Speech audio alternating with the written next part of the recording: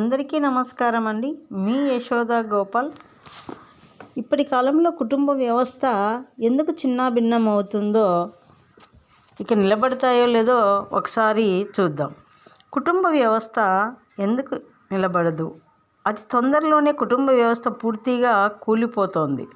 ఈ రోజుల్లో ఎవ్వరూ ఫ్యామిలీ అంటే ఇష్టపడటం లేదు. ఫ్యామిలీ అంటే ఇష్టం లేకున్నా ఏదో తూతూ మంత్రం ఇష్టం అన్నట్లు నటిస్తున్నారు. నిజానికి మనుష్యులు అంటేనే జనాలకు అలర్జీ పుడుతోంది. దగ్గరి వారంటేనే నచ్చడం లేదు. కుటుంబ వ్యవస్థ కూలిపోవడానికి కారణాలు చాలా ఉన్నాయి. మొదటిది అతి తెలివి. రెండవది చిన్న తప్పును కూడా భరించే శక్తి, సహనం లేవు. 3 అందరూ సమానమే అనే వింత భావన పెరగటం. ఇక 4వది వస్తే పెద్దలు పిల్లలు అందరూ కూర్చొని మాట్లాడుకొనకపోవడం. ఎంతసేపు ఎంటర్టైన్మెంట్ ప్రోగ్రాంలో మునిగిపోవడం. ఎక్కడో ఉన్న సినిమా నటులు ఈరోజు ఉదయం ఏం చేశారో చెప్పగలుగుతున్నారు, కానీ ఇంట్లోని వారు ఎప్పుడు ఏం చేస్తున్నారో చెప్పలేని దుస్థితి వచ్చేసింది. ఇక 6 చిన్నదానికి అలిగి దగ్గర వారికి కూడా దూరం జరుగుతున్నారు. ఇక 7 వచ్చి ఎవరో ఒకరి నోటు దురుసుతనం కుటుంబం మొత్తం చిన్నాభిన్నం కావడానికి కారణం అవుతోంది. 8 ఆర్థిక సమస్యల వల్ల ఇంటి పెద్దలు సరిగ్గా దృఢంగా బలంగా మేనేజ్ చేయలేకపోవడం కూడా ఒక కారణం. ఇంకా 9 ఇంట్లో భార్యాభర్తలు చీటికి మాటికి తగాదా పడుతూ ఉంటే ఇంటిల్లిపాది ఏదో దిగులుతో ఉంటున్నారు. అన్ని ఫ్యామిలీలలో గొడవలు కొట్లాటలు చూసి ఫ్యామిలీ అంటే జరుచుకుంటున్నారు. అన్యోన్యంగా ప్రేమతో అవగాహనతో ఉన్న ఫ్యామిలీస్ కనబడకపోవడంతో ఆ వ్యవస్థపై నమ్మకం పోయింది. అందుకే యువత పెళ్ళిళ్ళు చేసుకోవడం లేదు. 31 దాటినా పెళ్లి ముచ్చట ఎత్తడమే లేదు. గత 30-40 ఏళ్లలో మనస్పర్ధలు గొడవలతో విసిగి వేశారిన జనం అలాంటి వ్యవస్థ వద్దు బాబోయ్ అని తమ పిల్లలకు నేరుగానే చెబుతున్నారు. ఇంకా 10వది వస్తే ఆర్థిక అవసరాలు వ్యత్యాసాలు పోల్చుకోవడం. తదితర కారణాల వల్ల కూడా కుటుంబ వ్యవస్థ నిలబడలేకుండా పోతోంది. మనుషుల అంటేనే విలువ లేదు. మనిషికి మరో మనిషి అంటే బోర్ వచ్చేసింది. అధిక జనాభా సుఖాలకు అడ్డు వచ్చిన వారిని అంతమొందించే తెంపరితనం కూడా వచ్చింది. ఇక 12 మధ్యవర్తిత్వం వహించే పెద్దలు లేకుండా అయ్యారు. దీంతో ఎవరిష్టం వారిదే అయ్యింది. ఇక 13 కుటుంబం నిర్వహణ ఒక కళ. ఆ కళ అందరికీ లేకపోవడం వల్ల కూడా ఆ వ్యవస్థ అతలాకుతలం కావడానికి కారణమవుతోంది. ఇక 14 మానవ ప్రవర్తనపై కనీస అవగాహన లేని దుస్థితి వచ్చింది. మొరటుగా ప్రవర్తిస్తున్నారు. నేను, నా భార్య, భర్త అనే సిద్ధాంతం పోయి నేనే పాలసీ వచ్చింది. పిల్లలకు పెళ్లి కాగానే వేరు పడేయటం ఆచారమైనది. ఇంట్లో ఉంచుకోవాలంటే భయపడుతున్నారు. అంత్య నిష్ఠూరంగా కన్నా ఆది నిష్ఠూరం మేలు అంటున్నారు. కుటుంబ విలువలు కట్టుబాట్లు ఇక ఉండవు. ఎవడిష్టం వాడిదే అయ్యే రోజులు అప్పుడే వచ్చినాయి. అన్నాదమ్ముళ్ళు అక్కా చెల్లెళ్ళ అక్కా తమ్ముళ్ళ భార్యాభర్తల మధ్య బలమైన బంధాలు ఇప్పుడు లేనే లేవు. సమస్త మానవ సంబంధాల కథ ఫినిష్ అయ్యింది. ప్రస్తుతం నడుస్తుందంతా ఒక షో, ఒక నాటకం. ఈ షో కూడా ఇంకొన్నాళ్ళకు పూర్తిగా ఉండకుండా పోతుంది. ఇంకా పచ్చిగా అవుతారు. దీనికి అందరూ అన్ని కారణములే.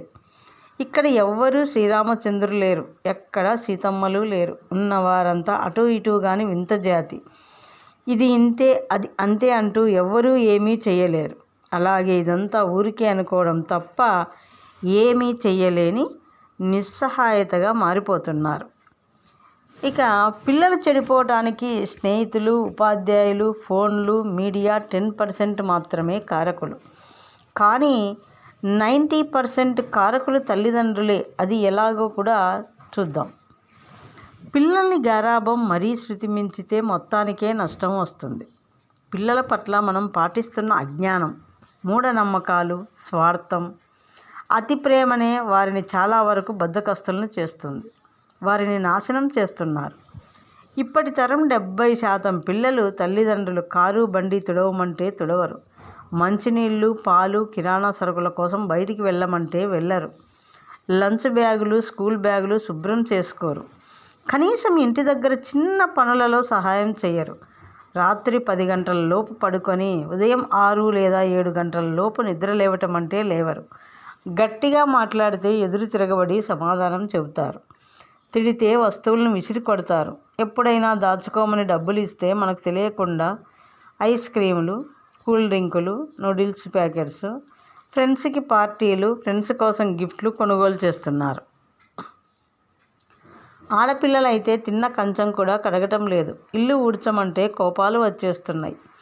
అతిథులు వస్తే కనీసం గ్లాసులు మంచినీళ్ళు ఇవ్వాలన్న ఆలోచన లేని అమ్మాయిలు కూడా ఉన్నారు. 20 సంవత్సరాలు దాటిన చాలామంది ఆడపిల్లలకు వంట కూడా చేయటం రావటం లేదు. బట్టలు పద్ధతిగా ఉండాలి అంటే ఎక్కడ లేని కోపం వీరికి. కల్చర్, ట్రెండ్, టెక్నాలజీ పేరిట వింత పోకడలు వారిస్తే వెర్రి పనులు. మనమే పిల్లల చేత అవన్నీ చేయించడం లేదు. కానీ కారణం మనమే. ఎందుకంటే మనకు అహం, పరువు, ప్రతిష్టలు అడ్డొస్తున్నాయి. చూసే వాళ్లకు మనం మంచి హోదాలో ఉండాలి, రిచ్ లుక్, స్టేటస్ మెయింటైన్ చేయాలి అనే భ్రమలో ఉన్నాం. గారాబంతో పెరిగిన వారి మధ్యలో మారామంటే మారడం అస్సలు జరగదు. వారిని కష్టపెట్టమని కాదు ఇక్కడ చెప్పేది. కష్టం గురించి తెలిసేలా పెంచండి. కష్టం, డబ్బు, సమయం, ఆరోగ్యం విలువ తెలియకపోతే వారికి జీవితం విలువ తెలియదు. ప్రేమతో గారాబంగా మనం చేస్తున్న తప్పుల వల్లే కొందరు యువత 15 ఏళ్లకే సిగరెట్లు, మందు, బెట్టింగు, దొంగతనాలు, డ్రగ్స్, రేపులు, హత్యలు చేస్తున్నారు. మరికొంతమంది సోమరిపోతుల్లా తయారవుతున్నారు. అభినయాలు కనబడటం లేదు, అనకవుగా ఉండటం రాదు, సంస్కృతి సాంప్రదాయాలు పట్టించుకోవడం లేదు. ఇలాగే ఉంటే కొంతకాలానికి తల్లిదండ్రులను గౌరవించే పద్ధతి కూడా లేకుండా పోయినా ఆశ్చర్యపోవాల్సిన అవసరం లేదు. భార్యకు వంట వండడం సరిగా రాదని నేటి యువత బిర్యానీలు, కర్రీ పాయింట్ల వెంట పడుతూ చిన్న వయస్సులోనే gastric ulcer, gall bladder stones, kidney స్టోన్స్ల బారిన పడుతున్నారు. మరొక ఫ్యాషన్ ఏమిటంటే పెరుగు, మజ్జిగ తీసుకుంటే వాంతులు చేసుకోవడం. కొన్ని ఆహార పదార్థాలు ఎంత ఆరోగ్యకరమైనవి కూడా వాళ్ళకు అనవసరం. కాలేజీ పిల్లలైతే సరిగ్గా ఒక్క పిడికిలు పట్టేంత టిఫిన్, లంచ్ బాక్స్, చిన్న బాక్సు రైస్. చాలామంది ఫ్రూట్స్ అస్సలు తినరు. గర్భవతులైన తరువాత వారి బాధలు వర్ణనాతీతం. టోటల్ మెడిసిన్ మీద డిపెండ్ అవ్వడం. 100లో 90 మంది సిజేరియన్ ద్వారా పిల్లలు కంటున్నారు. అంటే వారి శారీరక పటుత్వం ఎంత పడిపోయిందో ఆలోచించండి. అలా ఉంటే పుట్టే పిల్లలు కూడా ఏదో ఒక జన్యున్ లోపంతో పుడుతున్నారు. 3వ తరగతి పిల్లాడికి సోడా బుడ్డి లాంటి కళ్ళద్దాలు, 5వ తరగతి వారికి అల్సర్, బీపీలు, 10వ తరగతి దాటేలోపు ఎన్నో ఆరోగ్య సమస్యలు వచ్చేస్తున్నాయి. వీటన్నింటికీ కారణం మనం మన పిల్లలను సరైన పద్ధతిలో పెంచకపోవడమే. అందుకే తల్లిదండ్రులు మారాలి. రేపటి సమాజానికి ఏం నేర్పుతున్నాం ఒక్కసారి ఆలోచన చేయండి. సంస్కృతి సాంప్రదాయం అంటే ఏమిటి? కేవలం గుడి వెళ్ళి పూజలు, ప్రార్థనలు చేసి మన సంస్కృతి సాంప్రదాయం అని పిల్లలకు అలవాటు చేస్తున్నాం. అది మాత్రమే కాదు, సాంప్రదాయం అంటే అలా అనుకోవడం కొంత పొరపాటు. పిల్లలకి బాధ్యత, మర్యాద, గౌరవం, కష్టం, నష్టం, ఓర్పు, సహనం, దాతృత్వం, ప్రేమ, అనురాగం, సహాయం, సహకారం, నాయకత్వం, మానసిక దృఢత్వం, కుటుంబ బంధాలు, అనుబంధాలు, దైవశక్తి, దేశశక్తి, ఈ భావనలు సాంప్రదాయాలు అంటే. కొంచెం కష్టమైనా సరే ఇవి తప్పక చిన్న వయసులోనే పిల్లలకు అలవాటు చేయాలి. మంది కోసం బ్రతకొద్దు, మన ఆరోగ్యం, ఆనందం కోసం న్యాయంగా బ్రతుకుదాం. ఇవన్నీ అలవాటు అయితే ఆరోగ్యం, మానసిక పరిస్థితి, సామాజిక స్పృహ, ఉత్తమ జీవన విధానం వారికి అందించిన వారం అవుతాం. పూర్తిగా ఈ వీడియో విన్నందుకు మీ అందరికీ ధన్యవాదాలు.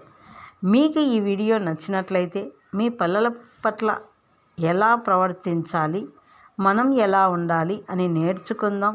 10 మందికి ఈ వీడియో షేర్ చేద్దాం. మీకు నచ్చినట్లయితే లైక్ చేయండి, షేర్ చేయండి. మీ విలువైన కామెంట్ను కామెంట్ బాక్స్లో పెట్టండి. ఈ వీడియో ఒక్కరికి షేర్ చేసినా, ఒక కామెంట్ పెట్టినా నా జన్మ ధన్యం అవుతుందని నేను కోరుకుంటున్నాను. ఎంతో కష్టపడి దీన్ని తయారు చేసి మేము అందించినాను. కాబట్టి మీకు నచ్చినట్లయితే like, share, comment and subscribe. Thank you. మరి ఒక్క మంచి వీడియోతో మళ్ళీ కలుద్దాం. బాయ్.